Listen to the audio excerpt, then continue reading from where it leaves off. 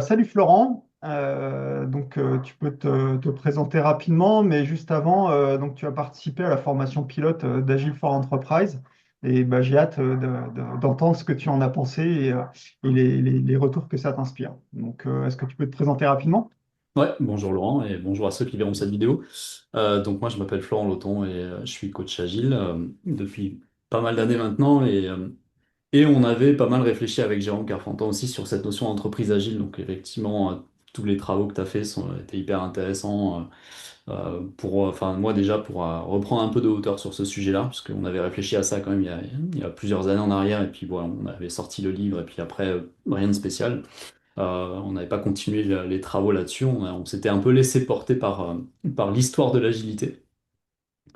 Et donc, bon, moi aujourd'hui, je suis un peu plus spécialisé sur Scrum que d'autres méthodes, même si je m'intéresse à plein d'autres choses. Et puis, en tant qu'ancien développeur, évidemment, on s'intéresse aussi à Extreme Programming.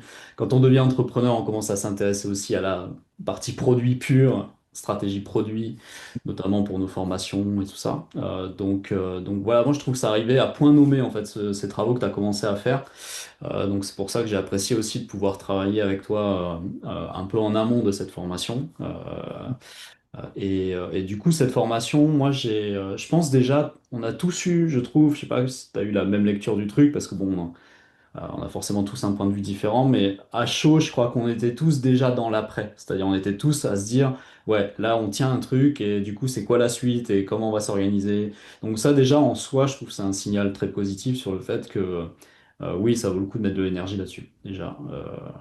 Ça aurait pu être une réaction que à chaud, et puis ensuite, à froid, on se réveille, gueule de bois, et puis on se dit, ouais, non, en fait. Mais j'ai l'impression, enfin, je sais pas si les autres te feront le même retour, mais pour moi, je reste sur la même réaction. Voilà, je reste sur la même conviction. Ouais, je l'ai senti assez vite hein, dans les retours des uns et des autres pendant la formation et après, c'est que en fait la question de continuer ou pas sur le sujet n'est pas une question.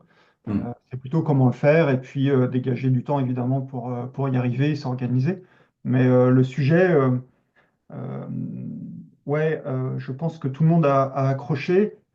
Même si dans les discussions, on n'était pas toujours d'accord sur le détail. Hmm. Mais globalement, la direction générale, ouais, je pense que là, il y a pas de question à se poser et c'est un vrai sujet et il y a du potentiel. Yes, yes. Donc voilà déjà sur cette réaction à chaud qui est aussi ma réaction à froid pour le premier impression globale quoi, première impression globale. Et après j'ai commencé aussi enfin pour moi une de tes questions c'était de savoir qu'est-ce que ça m'a apporté. Bon déjà ce qui est intéressant c'est quand on s'intéresse à ce sujet-là on voit que ça en draine plein d'autres. Et du coup, rien que tous les échanges qu'on a pu faire, les meet-ups, ça a tous centré sur cet objectif-là. Moi, en fait, grâce à tout ça, ça me permet de faire ma veille et du coup, je me mets à jour en fait sur plein de sujets comme ça qui gravitent autour de cette notion d'entreprise agile. Donc ça, c'est un des premiers rapports immédiats. Hum. C'est vraiment de rester à la pointe et au parfum et sur les dernières évolutions, tendances qui peuvent s'inscrire dans la notion d'entreprise agile qui, elle, englobe tout finalement. Plus le fait que tu as réuni des personnes qui sont vraiment hyper intéressantes à suivre là-dessus, qui ont des choses intéressantes à dire, qui ont des expériences à partager. Donc clairement, c'est très riche. Et ce que je m'étais noté aussi, c'est que, et ça j'ai oublié, c'est une des réflexions que je m'étais faite à la fin et que j'ai partagé à la fin quand on s'est quitté. On s'était demandé finalement, si on revient à la raison d'être de Agile for Enterprise, et puis ensuite sur quelle cible on a, Ouais. c'est là où on s'était dit, tiens, tout ce qui est tech et de très grosses entreprises, c'est peut-être pas là où il y a le plus de valeur ajoutée.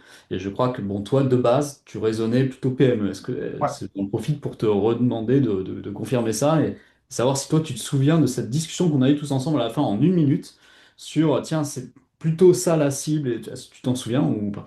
Je me souviens vaguement, parce on s'est dit plein de choses, mais oui, moi j'ai toujours eu en tête principalement les PME et le ZTI.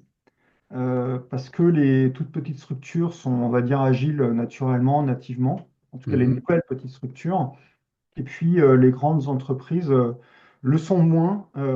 Et, euh, Il y a d'autres complexités qui rentrent en jeu, qui justement apportées par le fait qu'elles sont grandes, complexes, et surtout qu'elles ont une histoire et que leur organisation s'est construite avec cette histoire. Quelquefois, ils ont pas supprimé des DSI ou rajouté des instances pour non pas se transformer, mais continuer de fonctionner avec les nouveaux paradigmes, etc. Donc, on va dire, il y a une complexité différente qui arrive. Et puis, assez vite, il y a des problématiques politiques hein, dans les grands comptes qui existent aussi dans les PME, mais c'est moins prégnant, on va dire. Ouais. Pour autant, tout ce que j'écris, on pourrait très bien l'utiliser dans une BU, dans un département d'un grand compte. C'est pas, enfin, d'une grande entreprise, c'est pas incompatible du tout. Ouais, bien Mais sûr. je le pense plutôt, je le pense plutôt effectivement pour les PME parce que en fait c'est des organisations où on peut avoir accès à tout le monde, hein, des équipes jusqu'à la direction. Et donc c'est intellectuellement en tout cas ou humainement possible d'imaginer d'avoir une approche systémique et Hmm. d'imaginer l'ensemble pour que tout ça soit cohérent. Ouais. Euh, voilà, alors que c'est vrai que dans une grande entreprise c'est beaucoup plus compliqué. Mais Yes. oui, c'est la cible. Après, les histoires de tech ou pas tech, euh, euh, je me rappelle plus pourquoi la tech, c'était pas trop la cible, mais c'est peut-être surtout parce que déjà, enfin, comme elles sont structurées autour de leurs produits, en général, le business, C'est ça. c'est le produit. C'est ça. Disons que naturellement, si elles se sont bien développées, elles sont déjà à la cible quelque part. Ouais, c'est ça. À leur manière et À leur manière, elles ont trouvé leur voilà. manière de fonctionner. Avec un ADN qui est déjà là-dedans. Ouais. Voilà. Après, la question, c'est comment elles vont continuer à se développer dans le temps. Hmm. Est-ce qu'elles vont... parce que le problème, c'est pas de naître agile, hein, c'est de le rester Hmm. Ouais. dans le temps. À partir du moment où elles vont plus être organisées autour de leurs produits, mais peut-être d'un portefeuille de produits et peut-être de services autour de ces produits, etc. Donc la question, c'est comment ça évolue. Et Hmm. là, comment dire, le framework, il apporte aussi des infos sur cette Yes. partie. Ouais.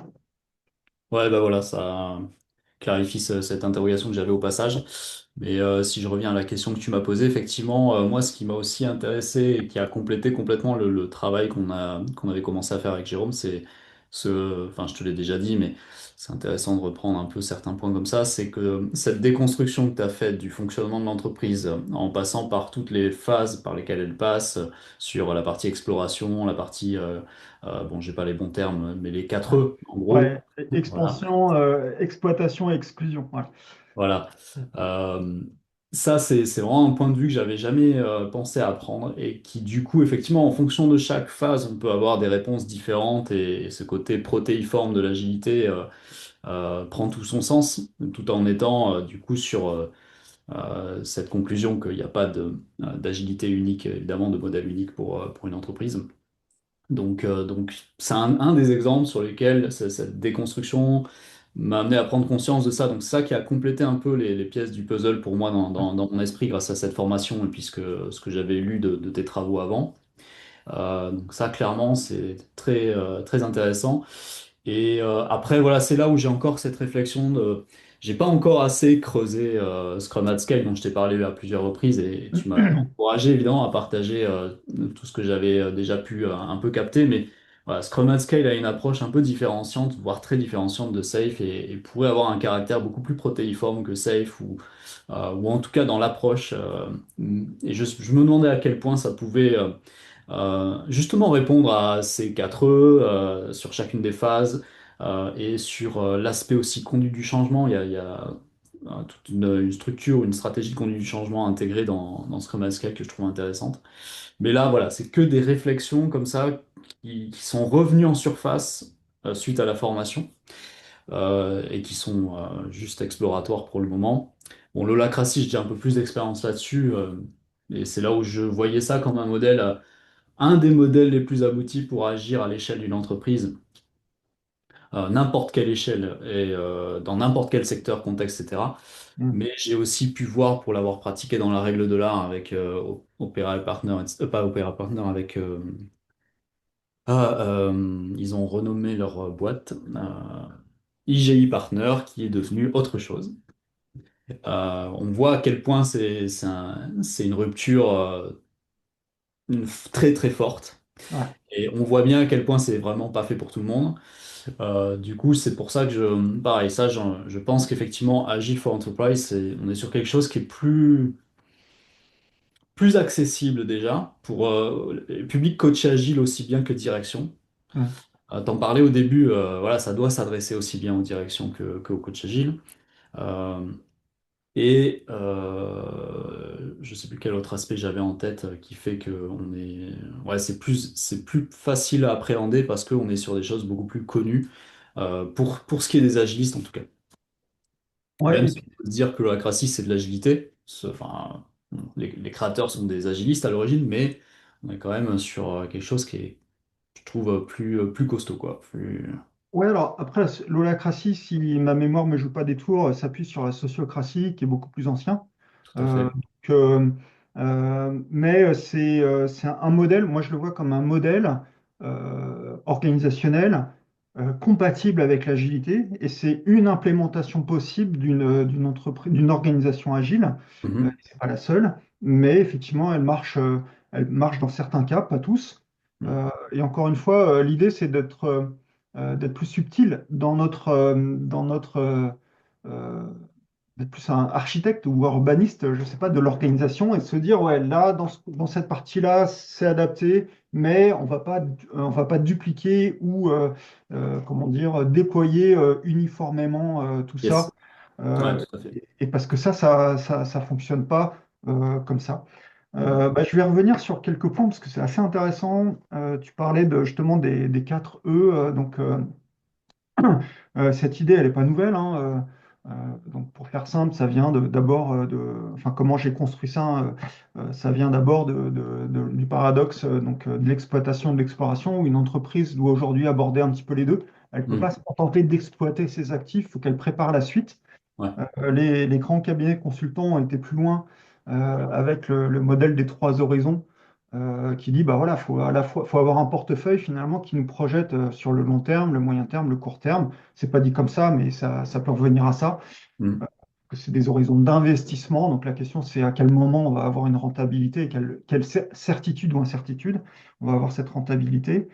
Euh, et ça casse un peu l'approche statique des modèles de portefeuille type le cadran de BCG où on a la vache à lait, l'impasse, comment dire, le produit star, etc., qui sont une vision statique des choses et qu'on Mhm. revoit de temps en temps. Et pourquoi c'est statique? Bah, parce qu'avant, les cycles de vie étaient beaucoup plus longs, hein. Mhm. Justement, la Ouais. fréquence du changement était, on pouvait aller au bout du cycle de vie d'un produit et puis, du coup, ça laissait le temps aux entreprises de préparer la suite et pas forcément d'avoir une approche plus séquentielle, plus que parallèle. Mhm. Maintenant, plus ça va, plus les temps business se réduisent, plus il y a du changement, et donc plus on doit gérer ça en parallèle, et donc d'avoir une approche plus dynamique du portefeuille. Et en fait, le modèle 4E, c'est une déclinaison de toutes ces idées, mais avec une vision plus dynamique, plus enchaînée, enfin plus parallèle, on va dire. Et donc, voilà, c'est un vieux concept qui n'est pas recyclé, mais qui est plutôt mis au goût du jour, on va dire, avec les Ouais. problèmes qu'on cherche à adresser avec l'agilité. Scrum at Scale, bah, moi je connais pas autant que toi, et effectivement, encore une fois, c'est sûrement une implémentation très très pertinente, mais ça peut pas être une implémentation universelle. Mhm. Mhm. Dans certains cas, les entreprises, si elles sont monoactivités dans un certain moment de leur cycle de vie, ouais, ça peut très bien marcher. Mhm. Et l'entreprise, c'est pareil, elle va se développer, son portefeuille va se développer, et on ne pourra pas se dire, bah, je fais du Scrum à Scale partout, pour toutes les activités de l'entreprise, tout simplement parce que voilà, ça marche pas comme ça. On ne peut pas exploiter avec le même modèle opérationnel que quand on est en phase de développement ou phase d'exploration. Donc c'est un petit peu toutes ces idées qu'il y a derrière, c'est se dire, ouais, tous ces modèles, tous ces frameworks sont très intéressants et en fait, il faut les connaître. Mhm. Et par contre, il faut surtout, et c'est là où je trouve que en tout cas là où moi ça m'aide le plus ce Agile for Enterprise, c'est de comprendre plutôt les contextes où ça peut être pertinent, Ouais. comprendre les contextes et se dire, ouais, ce framework qui peut être pertinent, je m'en inspire et comme je comprends mieux les tenants aboutissants, je peux créer le mien en fait. Ouais, ouais, je vois tout à fait la stratégie et je la trouve très bonne. C'est vrai qu'une fois qu'on a défini, comme tu l'as fait, les archétypes, Mm. et qu'on sait où est-ce qu'on se place par rapport au contexte de l'entreprise, on peut associer à chaque archétype les différentes méthodes existantes, Scrum, Scale, Safe, hein, pour ce qui est des frameworks à grande échelle, mais Mm. vraiment qu'on vient de citer, mais sinon Kanban, Scrum, etc. Ou bah, les derniers qu'on voit là, comme Fast, bon, Orc Topo, j'ai pas encore regardé, mais, C'est un peu différent, ouais, mais Unfix et Octopo sont un peu, se positionnent un peu différemment, mais vas-y. mais voilà, en tout cas, voilà, je suis bien dans cet esprit-là, ouais, je trouve que c'est. Et c'est là d'ailleurs où je relisais, tu vois, avant qu'on fasse cet entretien, la description que tu fais sur le wiki Notion là, de Agile for Enterprise, et, euh, et tu cites les différents adjectifs qui caractérisent le framework. Ouais.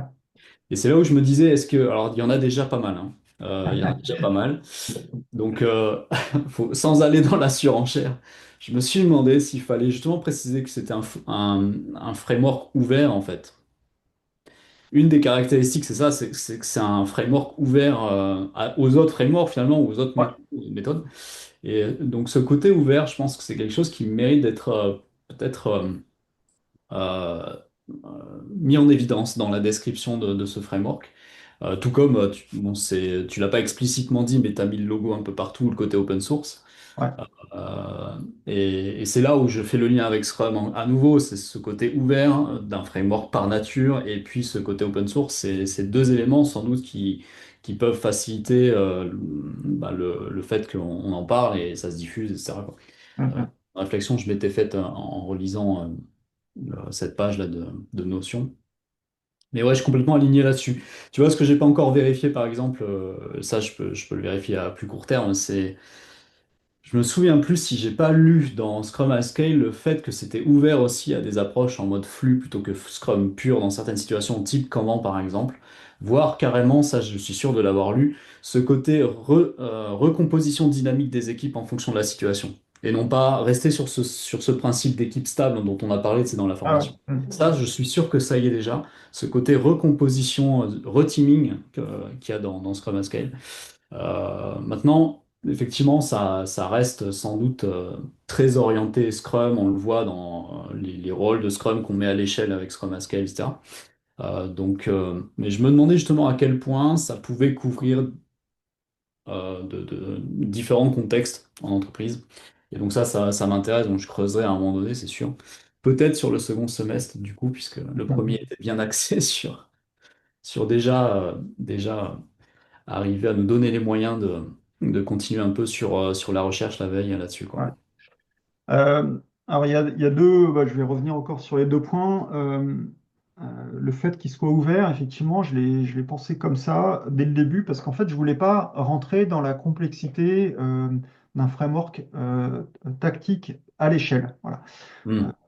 Parce que bah, tout de suite, en fait, ça rebute hein, les dirigeants de PME de Safe, la complexité de Safe, ou même si la complexité est moindre, l'implication que ça peut avoir, un less, etc., sur la réorganisation. Donc, je voulais pas rentrer dans cette complexité. Et donc, je l'ai conçu comme étant ouvert et euh, je l'ai pensé agnostique, mais en réalité, il est multi-framework. C'est-à-dire qu'il est Hmm. compatible avec les frameworks existants. Il donne Hmm. du sens à ces frameworks, mais évidemment, ça ouvre la porte à en créer d'autres. Donc c'est effectivement, je l'ai vraiment pensé comme ça. Euh, et, euh, et pour le différencier, par exemple, d'un Scrum at Scale qui part de Scrum et cherche à le rendre universel, justement en ouvrant certaines caractéristiques qui différenciaient Scrum, Hmm. justement des équipes plutôt stables, et en ouvrant les vannes de ça qui finalement noie un petit peu le message de qu'est-ce qui différencie Scrum du reste. Mhm. Je ne parle pas que des équipes, hein, en cherchant à rendre finalement un framework universel pour les entreprises. Bah là, l'approche est plutôt à l'inverse, c'est de se donner un cadre dans lequel on peut construire ces frameworks et les faire évoluer Mhm. avec les principes. Euh, Ok. parce que euh, moi, je suis assez à l'aise avec un Scrum at Scale qui effectivement est moins dogmatique et plus ouvert et va vers du flux.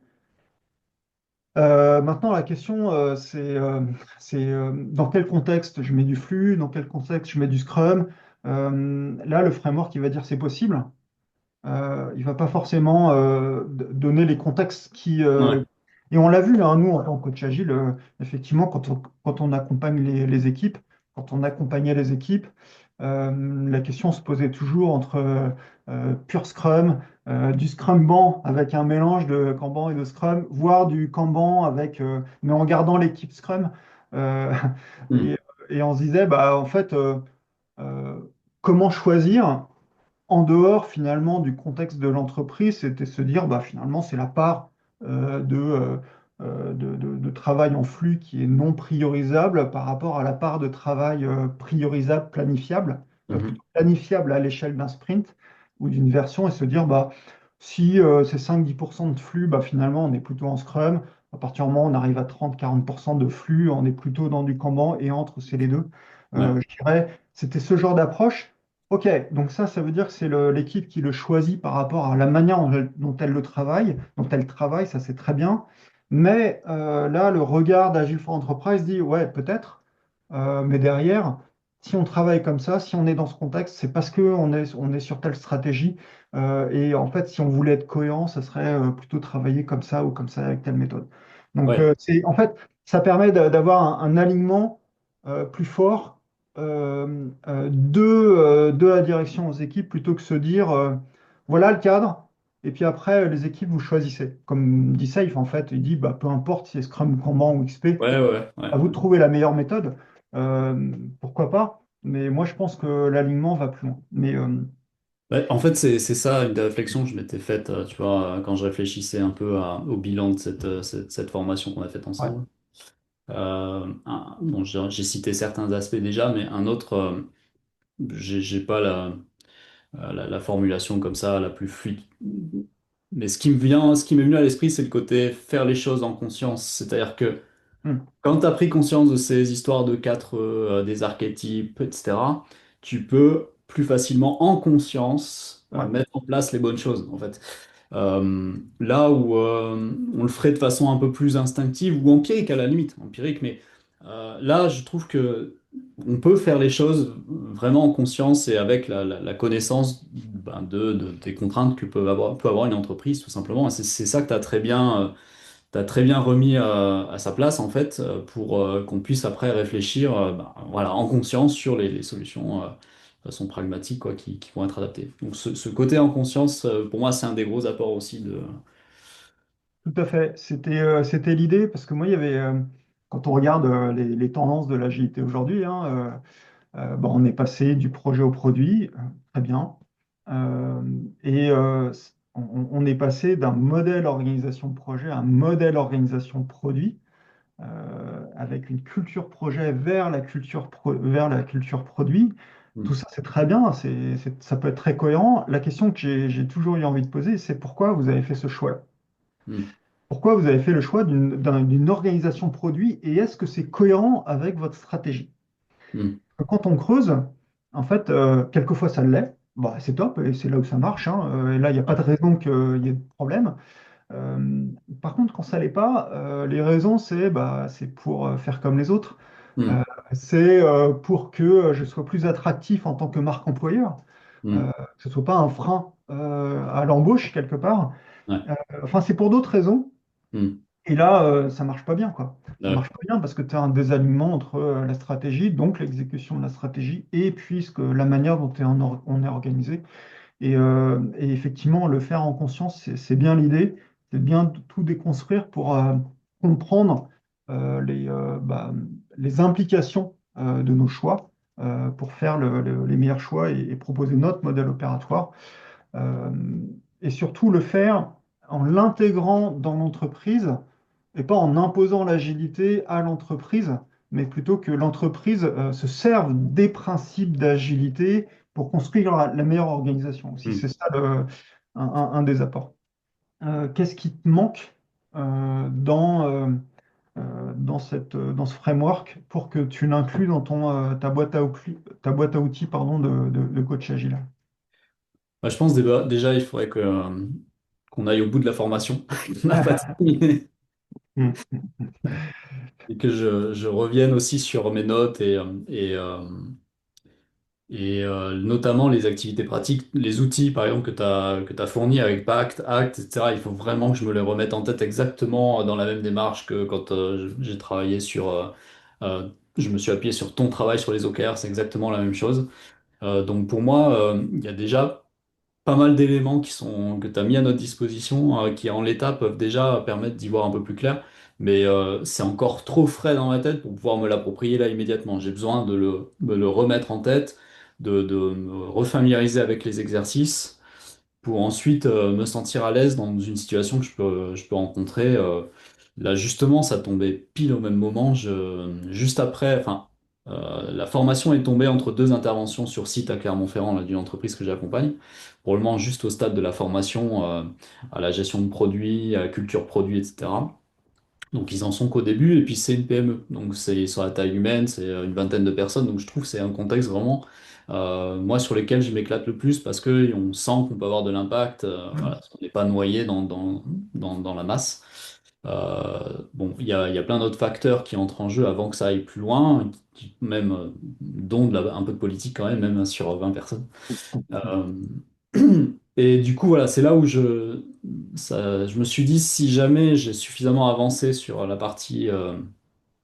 formation qu'on a suivie et digéré tout le contenu, bah, je pense que ça pourrait être effectivement un cas d'école où je pourrais travailler sur un outil Act ou Pact, si l'opportunité se présente, ça sera déjà un très bon point de départ.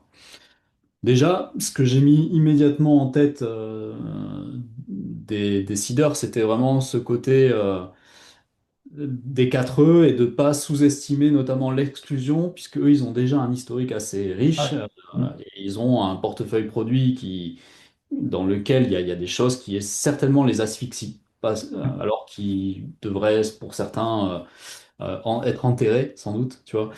Et c'est vrai que c'est quelque chose sur lesquels je ne serais pas forcément allé avant la formation, même si j'ai conscientisé ce truc-là dans mes expériences passées, chez Swiss Life, pareil, de ça. J'y aurais pas spécialement pensé à ce truc-là, ni j'aurais pas forcément eu le bon discours et la bonne clé de lecture. Et je Ouais. trouve que le schéma, lui seul, des 4 E, tu vois, déjà, permet Alors, au client de se positionner et de prendre conscience que, ah bah oui, c'est vrai que oui, l'exclusion, ça fait partie de la stratégie. Ça doit en faire partie. On doit au moins se poser la question, quoi. ouais, et d'ailleurs, on creuse la stratégie, un des grands freins, un des plus gros freins au changement stratégique, on parle beaucoup de résistance au changement, certes, mais en fait, c'est les actifs de la boîte. On a Mm, investi dans des actifs, alors ça peut être des actifs intangibles, construire une marque, construire d'autres choses, ou des actifs tangibles. Et en fait, c'est le plus gros frein en réalité au changement stratégique parce que on veut, parce que ça veut dire bah, finalement mettre à la poubelle ou revendre ou se séparer de ce qui a fait le succès, mm. notre succès passé, et c'est très difficile de s'en séparer. Ouais, carrément. Exclusion, et puis on l'a vécu tous comme faisant partie de la dette organisationnelle, hein, tout ce qui continue de perdurer avec les projets de refonte, de décommissionnement, où on ne va pas jusqu'au bout, jusqu'au décommissionnement, et finalement ça cohabite. Mm, L'ancien système cohabite avec le nouveau, et finalement ça crée des strates comme ça. Donc ça, on l'a tous vécu, donc on sait opérationnellement que c'est un problème. mm, Mais plus fondamentalement, au niveau de la direction et de la stratégie, c'est aussi un problème. Et donc mm, l'exclusion, et puis moi je l'ai appris quand je faisais de la course au large, c'est que pour changer, il faut voyager léger. mm, C'est-à-dire que plus tu voyages léger, plus tu peux changer facilement. mm. Euh, mais il faut apprendre à se délester de, de ce qui nous passe, de nos boulets aux pieds, on va dire, se Ouais, désenclaver du passé, comme je l'ai écrit ouais, euh, carrément. pour la suite. Et puis aujourd'hui, on en a vraiment besoin parce que les paradigmes changent. C'est pas juste une Mm. évolution de la techno ou du contexte. Les paradigmes changent, donc faut changer avec. Bah, Ok, bah c'est cool. Moi, ça me pose la question quand je t'écoute toi et les autres. Et quand je vois mon parcours, bah, de la somme de connaissances et d'expériences que cela nécessite, tu vois, tu parlais de digérer le contenu et encore, on a vu qu'une partie. mm, Et encore, tu es un coach agile d'entreprise, donc senior avec l'expérience. Et donc, je voulais poser la question ce que tu penses de cette approche par cursus. Donc, je rappelle, l'idée du cursus, c'est dire, bah voilà, donc l'agilité dans l'entreprise, moi, je la positionne par rapport au niveau de décision, parce que mhm, c'est ce qui crante le changement. Et donc, il y a les quatre niveaux, le portefeuille qui est plutôt corporate, stratégique plutôt business, tactique et opérationnel. Et se dire, bah, chaque niveau, finalement, correspond à une certaine somme de compétences, de hard skills et de soft skills qui vont avec, ouais, et que finalement, c'est un cursus pour ceux qui veulent y aller, hein, de passer d'Agile Master à coach agile d'organisation et coach agile d'entreprise, et que finalement ce cursus, bah, il prend du temps. ouais. Euh, il est nécessaire, il prend du temps. Je sais pas, est-ce que tu as une conviction ou un regard différent par rapport à cette approche? Pour moi, ça pourrait structurer notre filière, hein. En fait, c'est assez fondateur pour moi. Ouais, bah en fait, justement, ça fait partie des choses que j'ai revues là ce matin, tu vois. Euh, je suis même pas sûr que je l'avais capté au moment de la formation, si tu l'avais présenté, ces quatre niveaux. J'avais les quatre niveaux stratégiques, enfin de Ouais, stratégique à opérationnel, mais pas forcément en face des intitulés de le rôle de rôle. coach Hmm. agile. Je me souviens qu'on avait parlé de coach agile full stack, etc., tu Ouais, vois, mais formalisé comme tu viens de le dire sur le papier, là, je l'ai intégré que ce matin, en fait. d'accord. Et donc, du coup, c'est une réaction à chaud, mais je vois pas comment faire autrement, en fait. Je vois pas comment expliciter davantage ce qu'on va attendre de chaque coach et chaque degré d'expertise à chaque niveau d'intervention. Enfin, pour moi, c'est lisible, clair. Enfin, je vois même pas comment le faire autrement.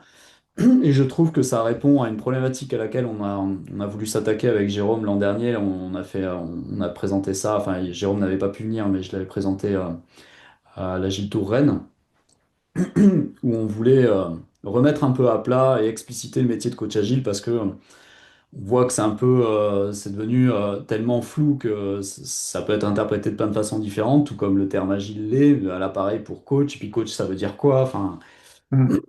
et je trouve que bon maintenant on a des nouvelles certifications qui commencent à naître avec lycée agile, etc. sur le métier de coach agile, des formations aussi. Nous-mêmes, on a mis au point c'est une formation coach agile pro avec Jérôme. Je sais qu'Olivier Mi aussi a fait un travail, il me semble, là-dessus. Enfin, donc ça commence à se clarifier. Et là, je trouve que bah, ça, pareil, ça permettrait euh, enfin, je trouve que ça s'inscrit là-dedans et c'est nécessaire. C'est nécessaire parce que c'est trop le bordel, quoi. Enfin, je veux dire, on n'y voit pas clair, on ne sait pas ce qu'on peut vraiment attendre d'un coach, puis qu'est-ce que veut dire coach agile, encore une fois. Donc, de toute façon, ça mérite d'être fait. Et là, moi, je trouve ça très lisible. Je trouve ça très Ouais. lisible. Super, parce que c'est vrai que moi, je m'interrogeais. Il y a d'autres approches, hein, de la business Ouais, agility. Il y en a qui, je pense à un qui a trois niveaux, portfolio, organisation, équipe. Donc, qui est ok. plus axé sur les unités, finalement. Pourquoi pas, mais l'agilité organisationnelle, enfin, de la structure. Euh, Pourquoi on a découpé comme ça une organisation? En fait, ça ne donne pas les clés de le prendre par niveau de décision stratégique, tactique. Ça explique pourquoi on découpe comme ça. Et Hmm, finalement, ça tire la ficelle de l'agilité organisationnelle, mais ce n'est pas le point d'entrée quelque part. ouais. Et d'avoir ouais, ce cursus plus fluide et structuré, hein, c'est pareil, ce cursus, je veux le mettre enfin, pour moi, il est de facto en open source, mais je vais le structurer. Parce qu'aujourd'hui, on lit dans des profils LinkedIn, hein, pour faire simple, des coachs agiles d'entreprise, et finalement, ils font quoi? Ils font du safe. Alors, c'est pas Hmm. une critique envers safe, mais Hmm, safe, c'est pas, ça répond pas à l'entreprise. on est Euh, d'accord. et donc, finalement, là, encore une fois, coach agile, comme tu le dis, c'est un fourre-tout. Mais coach agile d'organisation ou coach agile d'entreprise, ça va le devenir aussi Hmm. sous prétexte qu'on maîtrise un framework d'agilité à l'échelle, Ouais, ou ouais, je vois un ce que tu coach veux dire. agile d'organisation ou d'entreprise. C'est comme quand on vient avec l'agilité et qu'on connaît que Scrum, Hmm. alors que finalement, ça serait du Kanban qu'il faudrait. Hmm. C'est-à-dire qu'on n'a pas, pour moi, on doit être agnostique ou multi-framework lorsqu'on intervient à un certain niveau, parce que, encore une fois, il n'y a rien d'universel. Ouais, ouais, complètement Mm. d'accord. Ok, bah écoute, super, tu as un mot de la fin? Bah écoute, là comme ça, il n'y a rien qui me vient. Je suis jamais très doué pour les mots de la fin, tu vois. Mais non, ouais. Je couperai si besoin, t'inquiète. Je ferai un Non, mais montage. moi, voilà, je suis très content de ces échanges et très content que ça se poursuive et impatient de voir comment tout ça va se façonner. Donc déjà, ouais, merci à toi et puis bravo parce qu'il y a quand même du taf derrière. Donc ouais, après, toujours pareil, tu vois, je réfléchis à l'avenir et je me dis comment on peut donner un maximum d'impact à ça. Peut-être qu'il y a aussi d'autres initiatives qui se font dans le monde sur ce même registre, mais voilà, déjà à notre niveau, qu'est-ce qu'on peut faire? Mais bon, je suis déjà à anticiper la suite. Je me demande en fait qu'est-ce qui a pu faire la renommée de certaines méthodes ultra connues. À chaque fois, on revient toujours à Scrum en termes de taux d'utilisation. C'est des taux qui sont extraordinaires et je me demande à quoi ça tient et comment on peut aussi mettre à profit ces leviers une fois qu'on les a identifiés pour vraiment faire connaître tout ça et voilà. Pourquoi ça vaut le coup? Parce que je pense qu'effectivement, on peut vraiment aider les entreprises. Et d'ailleurs, c'est ça que je m'étais remis, je suis un peu obsessionnel là-dessus, sur la relecture de la raison d'être. Ouais. Et, euh, et je trouve que la raison d'être, tu l'as mise quelque part. Justement, j'étais dessus tout à l'heure et j'ai pas réussi à le retrouver. Voilà, c'est ça. Piloter un système vivant d'adaptation stratégique pour prospérer et se développer durablement dans un monde en perpétuelle transformation. Mm, Et c'est là où je me disais, la première partie, piloter un système vivant d'adaptation stratégique, mm. je me suis dit, que ça me paraît déjà trop technique, Ouais. notamment si on s'adresse à des directions ou à ton beau-père, dont tu parlais tout à l'heure, qui relie certains de tes travaux. Moi, c'est ma mère qui a relu mon bouquin et qui m'a dit, mais trop de jargon technique, alors que je croyais avoir ultra vulgarisé. Ouais. Et en fait, je trouve que plus loin, tu donnes une autre formulation qui me semble plus accessible juste après. Tu dis pourquoi Agile for Enterprise? Aider les entreprises à prospérer, se développer durablement dans un monde alors en perpétuelle transformation, en perpétuel changement, en changement permanent. Euh, mais voilà, en fait, tout ça pour dire que je réfléchis à comment on rend le truc aussi lisible que possible pour être aussi impactant que possible, pour que tout ça vraiment, enfin qu'on arrive à percer, comme on n'arrête pas de se le dire depuis le début, ce plafond de verre. Ouais, ouais. On arrive à mettre l'agilité partout où elle est utile dans l'entreprise. Voilà, en gros, pour moi, c'est une noble cause qui va bien au-delà des intérêts personnels et d'avoir la chance d'être positionné aux origines du truc avec toi. Voilà, mon mot de la fin, c'est ça. C'est comment donner de Ah, l'impact à mais ça. c'est super. Et pour moi, en fait, la réponse, tu l'as donnée, hein. C'est-à-dire que pour l'instant, c'est un gros travail de consolidation, d'écriture, qui forcément aujourd'hui donne une approche très technique, Hmm, complexe. Et en fait, faut qu'ensemble, on simplifie pour le rendre beaucoup plus lisible. Faut l'alléger. Il faut donner des retours d'expérience pour montrer concrètement qu'est-ce que ça. Donc c'est tout ce travail qu'il faut faire. Mais maintenant, comme on a la matière brute, hmm, en fait, c'est plus facile. ouais, Tant qu'on n'avait pas la vision d'ensemble de ce dont on parle, bah, c'était délicat. Mais maintenant, il y a un gros travail de simplification, hein, comme dirait Saint-Exupéry. Il y a beaucoup de... on va surtout enlever des choses ouais, ouais, qu'en rajouter, je pense. C'est ce à quoi je m'attelle dès à présent. ok, ça marche. Mais Donc c'est voilà, effectivement, tu vois, je suis déjà dans l'après, je suis déjà dans la super. suite. Écoute, merci beaucoup, Florent. Eh ben, avec grand plaisir. Merci à toi.